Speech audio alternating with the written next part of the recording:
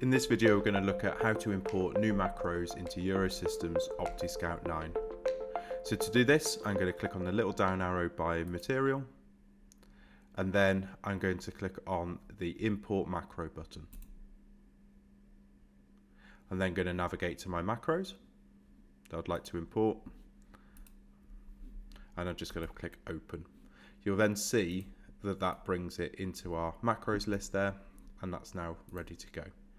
You can also go import macro.